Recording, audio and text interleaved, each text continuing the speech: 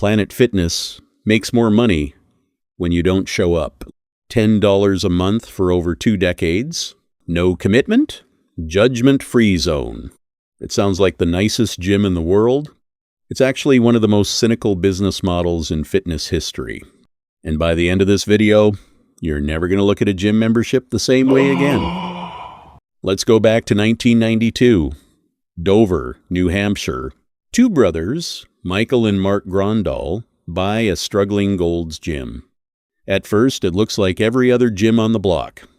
Heavy free weights, a juice bar, group fitness classes, even daycare. Which sounds great, except it wasn't working. They were fighting every other gym in town for the same customer, the roughly 20% of Americans who already worked out. Everyone was chasing the same small pool of people. So a year later, they hired a 20-year-old kid to work the front desk. His name was Chris Rondeau. You'll want to remember that name. He'd eventually become the CEO who took this company public. But the real turning point came with their 4th location. Instead of trying to out-gym the other gyms, the Grondal brothers did something almost nobody in the fitness industry was doing. They ripped almost everything out. No juice bar, no group classes, no heavy free weight section, just rows of machines and a number. $10 a month. That price didn't move for the next 26 years. And here's the part that actually matters. They weren't trying to win over the 20% who already loved the gym. They were going after the other 80%, the people who felt too intimidated, too out of shape, or too unmotivated to ever walk into a normal gym in the first place. That single decision is the seed of everything that comes next. Here's the math they don't put in the commercial. In 2011, the average Planet Fitness location had roughly 5,900 members. By its peak, just a couple of years ago, that number had climbed over 7,200 members per location. Let that sink in. One gym, 7,200 people, all holding a membership to the same building. Walk into any Planet Fitness at 6 p.m. on a Tuesday, it's busy. But it is nowhere near 7,200 people busy. It physically couldn't be. There isn't enough floor space, enough machines, enough parking for even a fraction of that many people to show up at once. So how does the math work? It works because Planet Fitness isn't really selling gym access. It's selling a $10 a month subscription that's just cheap enough to buy and just cheap enough to forget to cancel. Compare that to a traditional gym. A traditional gym sells a $50, $80, sometimes $200 a month membership to people who are serious enough to actually use it regularly. Fewer members, but each one shows up. Planet Fitness flipped that model on its head. Sell a membership so cheap that saying yes requires almost no commitment. To a customer who statistically probably won't come back after the first few weeks. That's not a flaw in the plan. That's the plan. By the end of 2025, Planet Fitness had grown to roughly 20.8 million members across nearly 2,900 clubs worldwide. That's an average of over 7,000 members per club, system-wide. No gym on earth is built to have all of its members walk in at once. Planet Fitness just leaned into that fact and turned it into the entire foundation of the business. And here's a detail that proves it. In 2024, for the first time in 26 years, Planet Fitness raised its price. New members now pay $15 a month instead of $10. But if you already had a membership before that change, you're still paying $10 for life. Or at least until you cancel. Think about what that means.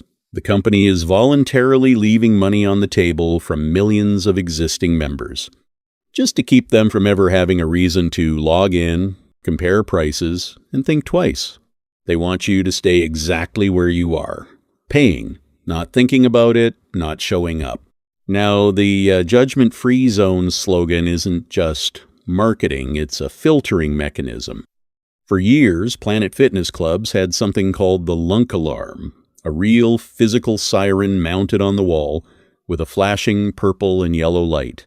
If you grunted too loud, if you slammed your weights down, if you acted like you were auditioning for a bodybuilding competition instead of just working out, an employee could set off the alarm.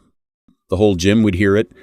It sounds like a joke. It kind of is a joke, but it's also doing something very specific. It's telling the serious, intimidating gym culture, go somewhere else. This isn't your gym. And that's the point. Every hardcore lifter who walks out because the vibe isn't for them makes room for exactly the customer Planet Fitness wants. Someone who's a little nervous, someone who's trying fitness for the first time in years, someone who is far less likely to become a die-hard, every single day regular. Here's an interesting footnote, though. As of the past year or so, a lot of newer Planet Fitness locations aren't even installing the Lunk alarm anymore. Older clubs are quietly phasing it out too. Not because the strategy failed. Because it works so well, the brand doesn't need the siren anymore. The reputation does the filtering on its own now. This isn't a bug in the business model. It's the entire business model. And here's the part that should really change how you see this company. In their own official annual report, Planet Fitness admits that only about 40% of their members actually used a club within any given 30-day period in 2024. Read that again.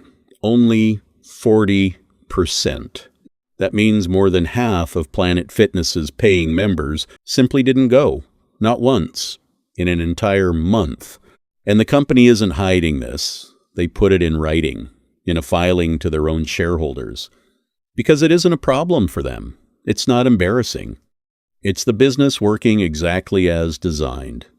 Of the members who did show up, they averaged around 6.5 visits a month, which the company proudly reports as a sign of engagement growing. And sure, more visits is nice for them. But notice what they're not worried about? The other 60% who paid and never walked in at all. There's one more number that really completes the picture. Planet Fitness's own CEO has said that around 30% of members who cancel end up rejoining later. So even when you quit, you're not really gone, you're just on pause, waiting to become a customer again. A gym that profits whether you show up or not. A gym that wins even when you quit. If you've ever wondered how a company can grow to 20 million members and nearly 3,000 locations selling a $10 a month product, this is how. Here's the thing though, Planet Fitness isn't uniquely evil. It's uniquely honest in its own financial paperwork, at least about something the entire fitness industry quietly relies on. Most of us don't actually buy the workout. We buy the promise that we're finally going to start. The New Year's resolution, the "this time it's different," the version of ourselves we imagine 3 months from now. Gyms know this. They've always known this. Planet Fitness just built an entire, wildly profitable company around admitting it out loud and pricing accordingly. So the question isn't really whether this is a scam. Legally, it isn't. You know exactly what you're paying for when you sign up. The real question is simpler and a little more uncomfortable. When you pay for a gym membership, are you paying for a gym or are you paying for hope? If you've ever paid for a gym membership you barely used, you already know exactly how this story ends. Subscribe for more stories about the industries quietly profiting off the things you never actually asked for.